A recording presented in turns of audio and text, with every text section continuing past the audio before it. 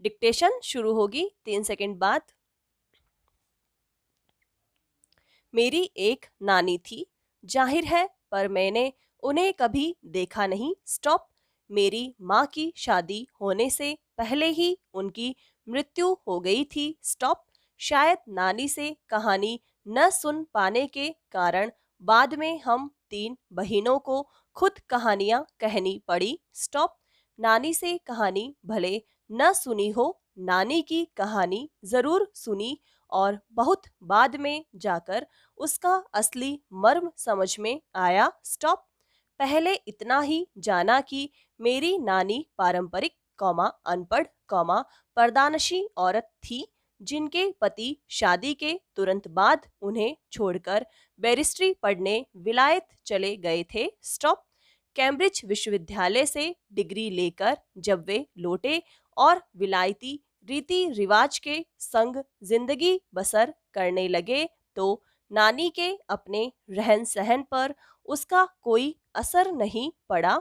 न उन्होंने अपनी किसी इच्छा आकांक्षा या पसंद नापसंद का इजहार पति पर कभी किया। स्टॉप।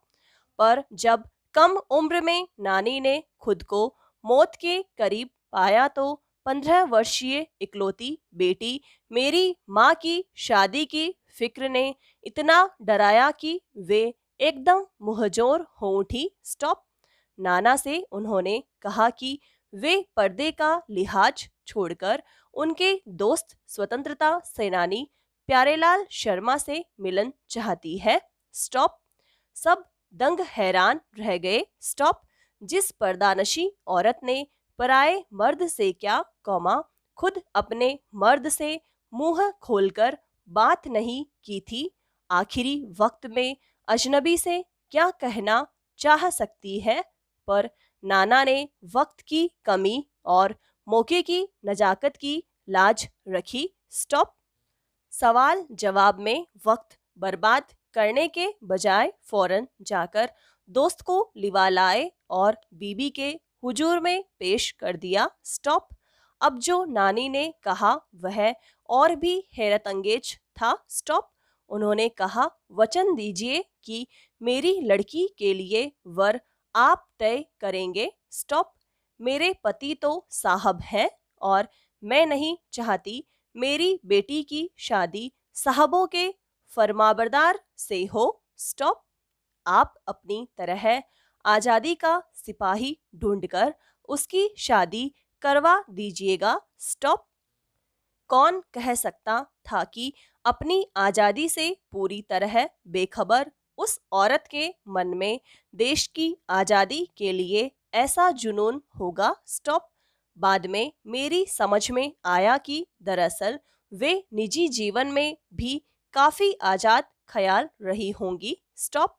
ठीक है, उन्होंने नाना की जिंदगी में कोई दखल नहीं दिया, न उसमें साझेदारी की, पर अपनी जिंदगी को अपने ढंग से जीती जरूर रही। स्टॉप। पारंपरिक घरेलू उबाऊ और खामोश जिंदगी जीने में आज के हिसाब से क्रांतिकारी चाहे कुछ न रहा हो, दूसरे की तरह जीने के लिए मजबूर न होने में असली आजादी कुछ ज्यादा ही थी। स्टॉप। पैरा। खैर, इस तरह मेरी माँ की शादी ऐसे पढ़े लिखे होनहार लड़के से हुई जिसे आजादी के आंदोलन में हिस्सा लेने के अपराध में आईसीएस के इम्तिहान में बैठने से रोक दिया गया था और जिसकी जेब में पुश्तैनी पैसा धेला एक नहीं था। स्टॉप। माँ बेचारी अपनी माँ और गांधी जी के सिद्धांतों के चक्कर में सादा जीवन जीने और ऊंचे ख्याल रखने पर मजबूर हुई। स्टॉप। हाल उनका यह था कि खादी की साड़ी उन्हें इतनी भारी लगती थी कि कमर चनका खा जाती। स्टॉप। रात रात भर जागकर वे उसे पहनने का अभ्यास करती जिससे दिन में शर्मिंदगी न उठानी पड़े। स्टॉप।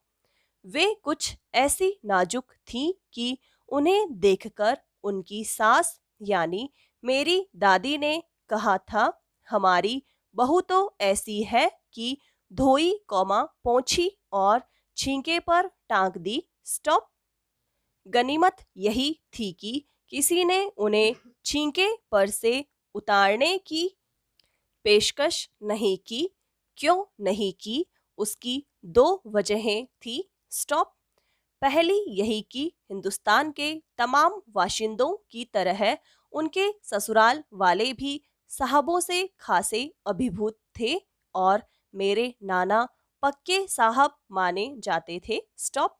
बस जात से वे हिंदुस्तानी थे, बाकी चेहरे मोहरे रंग ढंग पढ़ाई लिखाई सब में अंग्रेज थे। स्टॉप।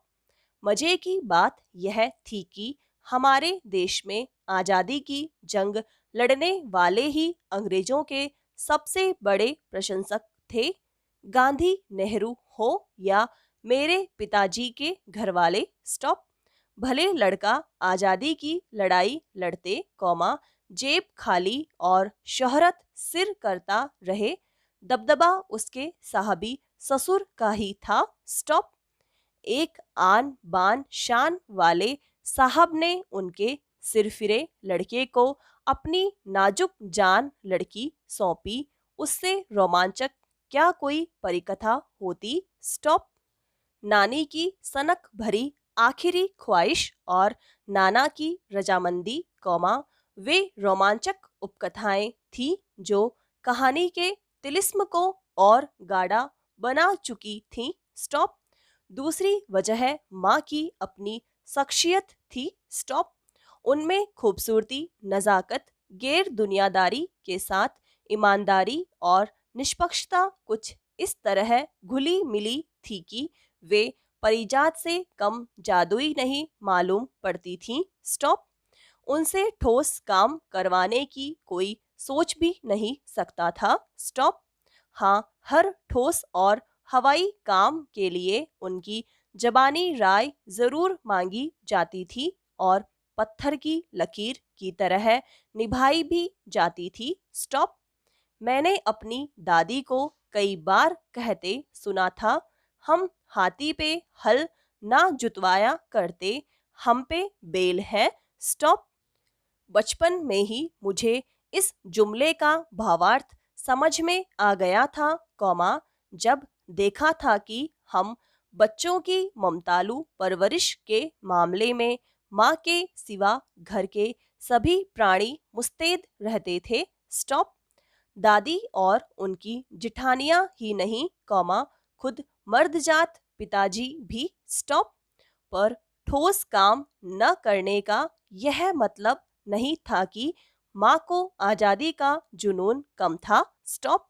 वह भरपूर था और अपने तरीके से वे उसे भरपूर निभाती रही थी। जाहिर है कि जब जुनून आजादी का हो तो उसे निभाना भी आजादी से चाहिए। स्टॉप। जिस तिससे पूछकर उसके तरीके से नहीं, खुद अपने तरीके से। स्टॉप। हमने अपनी माँ को कभी भारतीय माँ जैसा नहीं पाया। स्टॉप। न उन्होंने कभी हमें लाड किया, न हमारे लिए खाना पकाया और न अच्छी पत्नी बहू होने की सीख दी। स्टॉप। कुछ अपनी बीमारी के चलते भी वे घर बार नहीं संभाल पाती थी, पर उसमें ज्यादा हाथ उनकी अरुचि का था। स्टॉप। उनका ज्यादा वक्त किताबें पढ़ने में बीतता था, बाकी वक्त साहित्य चर्चा में या संगीत सुनने में, और वे ये सब बिस्तर पर लेटे लेटे किया करती थीं। स्टॉप। फिर भी जैसा मैंने पहले कहा था, हमारे परंपरागत दादा दादी या उनकी ससुराल के अन्य सदस्य उन्हें न नाम धरते थे, न उनसे आम औरत की तरह होने की अपेक्षा रखते थे। स्टॉप। समाप्त।